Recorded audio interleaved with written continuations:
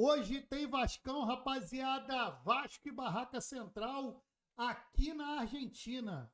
E o jogo vai ser no estádio do Banfield, porque o estádio do Barracas Central não tem capacidade para mandar um jogo de Sul-Americana, aonde tem que ter no mínimo um estádio para 10 mil pessoas. E o estádio do Barraca Central, somente 6 mil pessoas é a sua capacidade total.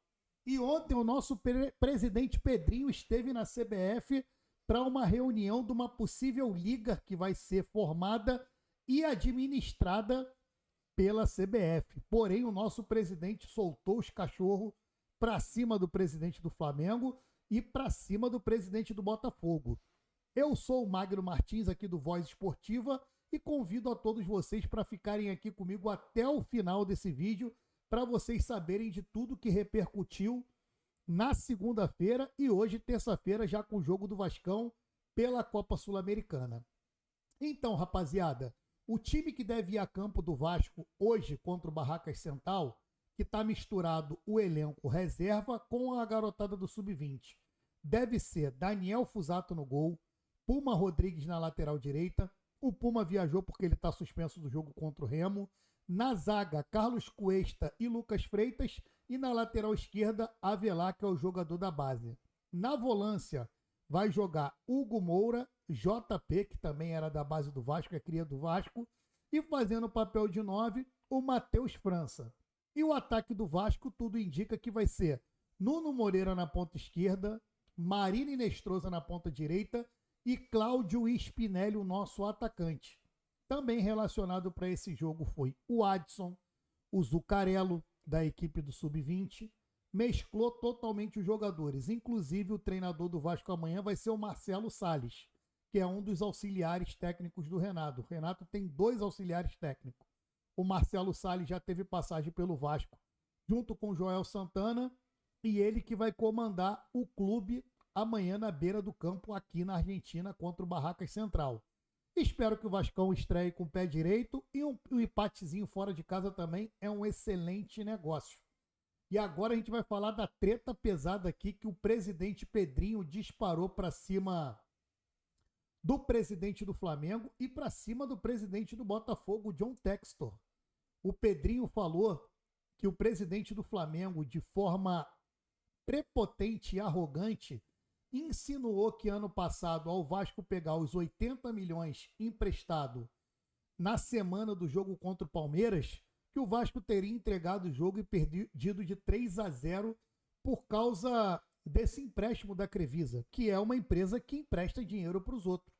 E com isso o presidente Pedrinho ficou muito chateado, falando que jamais um presidente de clube poderia botar o caráter dele em jogo, o caráter do treinador dele em jogo, o caráter dos 30 jogadores em jogo, como se você fosse entregar uma possível partida para o Palmeiras por causa do empréstimo da dona da Crevisa, que hoje é presidente do Palmeiras. Então, assim, um argumento totalmente descabível, somente uma forma de você desestabilizar o seu adversário, né?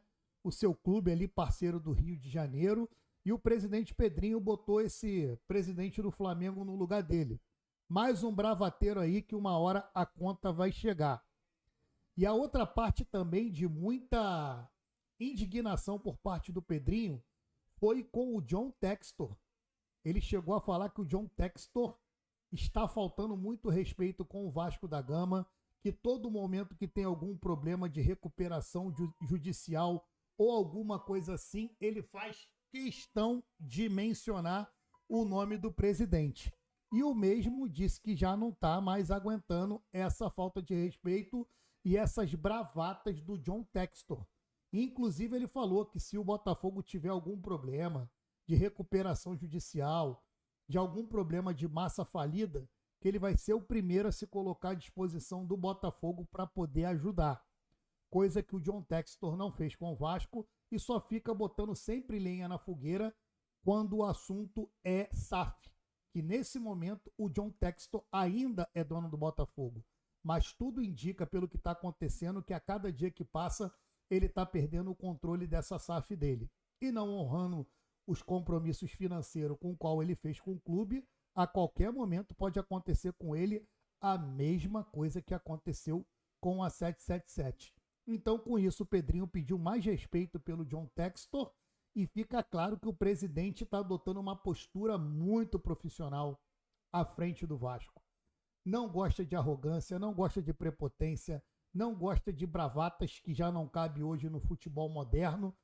E ele falou na CBF que ele justamente quer apoiar a CBF a fazer uma nova liga administrada pela CBF, porque foi o que ele disse. Como é que eu vou apoiar uma liga comandada por presidentes de clubes como o John Textor, como o BAP, que os caras não têm postura, tá jogando coisas ao vento, colocando a idoneidade do Pedrinho em jogo, falando que ele podia ter pego um empréstimo para vender um jogo, e o John Textor falando que isso aqui não é o Vasco, isso aqui é o Botafogo, e foi o que ele falou, mostrou o amadorismo que é o futebol brasileiro ainda hoje, não poupou palavras em falar do presidente do Flamengo e muito menos poupou palavras em falar do presidente do Botafogo, que para mim é um fanfarrão, John Textor. Mesmo o Botafogo ganhando do Vasco nesse final de semana no sábado, o Botafogo continua sendo um excelente bairro. Vocês não têm nem torcida para bater de frente com o Atlético Mineiro, com o Cruzeiro. Imagina com o Vasco da Gama. Segura a tua onda. Olha pro teu rabo, tu tá preocupado com o rabo do Vasco, tu tem que estar preocupado com o seu. Tá aí, o Pedrinho conseguiu aprovar uma recuperação judicial. O Vasco ainda não tem um patrocínio master e tá caminhando com as próprias pernas. A qualquer momento vai chegar um patrocínio master que pague o valor da camisa do Vasco. De fato, o Vasco está em negociações avançadíssimas para vender a sua SAF para um grupo sério do Marcos Lamáquia, um empresário bilionário brasileiro, não é bravateiro como o senhor, e com isso o Vasco tem toda a chance de seguir bem da metade do ano e ter anos de glória novamente a partir já do segundo semestre desse ano. E com isso, rapaziada, eu quero desejar a equipe reserva do Vasco, para mim não é equipe reserva, é o Vasco da Gama, a garotada do Sub-20 que estreia numa competição internacional com o pé direito, se Deus quiser com uma vitória. Amanhã, se eu não fizer reação do jogo, porque o jogo é às 7 da noite, com certeza eu vou ter um pós-jogo aqui com vocês, com vídeo gravado ou com vídeo ao vivo, para a gente trocar uma ideia, repercutir tudo isso. E se com esses jogos com time alternativo, o Renato Gaúcho consegue ganhar mais soldados para essa guerra antes da parada da Copa e até o final do ano.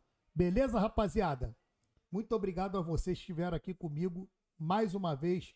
Obrigado pela audiência. Deixa o like, se inscreve, fala a cidade de onde você está falando. Eu respondo a todos os comentários que falam aqui nos meus vídeos.